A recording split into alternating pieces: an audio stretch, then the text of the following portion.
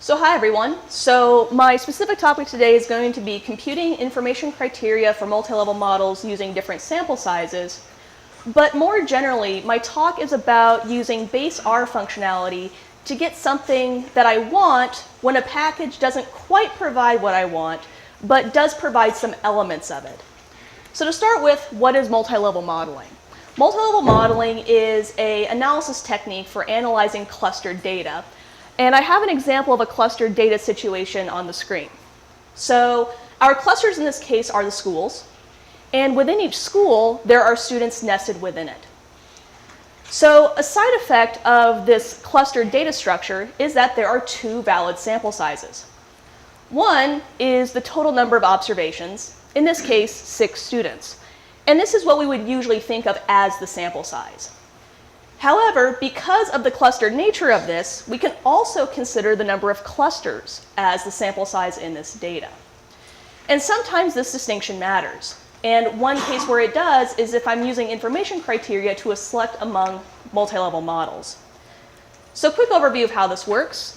I define the set of models I want to test, in this case 3.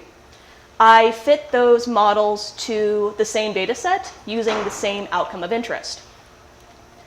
As part of the estimation of those models, each one of them produces a likelihood. That likelihood can be transformed into a deviance. And deviance is a metric of goodness of fit to the data. What information criteria do is they adjust the deviance based on the number of parameters estimated and sometimes the sample size. And then the different information criteria for the models are compared and the model with the smallest value wins. So a popular R package for analyzing multi-level data or clustered data is the nlme package. And by default, it produces 2 information criteria, AIC and BIC. These have some things in common. One is they both incorporate the model deviance. Another is that they both incorporate the total number of estimated parameters. BIC is a little different, though, in that it incorporates sample size.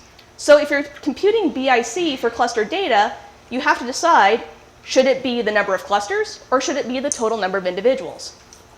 As it turns out, the nlme package computes BIC using the total number of observations.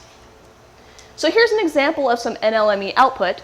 At the top are the 2 information criteria it computes, and next to those is the log of the likelihood.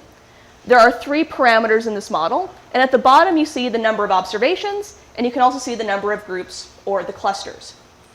So what if I wanted to compute BIC using the number of clusters instead of the total number of observations?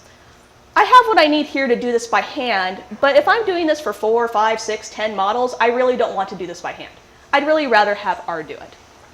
So how I would start is I would use the str function to examine this underlying structure of the output.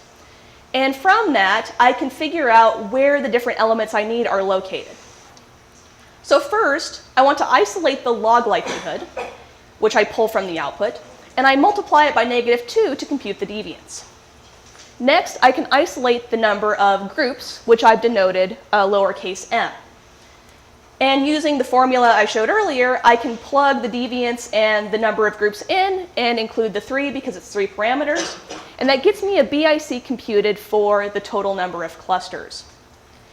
If I want, I can verify that this works by going back and obtaining the total number of individuals, which I've denoted uppercase N, and I can recompute BIC using N.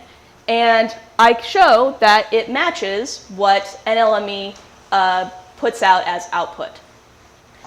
So this is a very specific applied situation, but at the same time, I think it's a good example of using base R functionality to meet a specific user need. So a big draw of R are the powerful and convenient packages, but don't forget that base R can also make your life easier. Thank you, and the code for the example is on GitHub.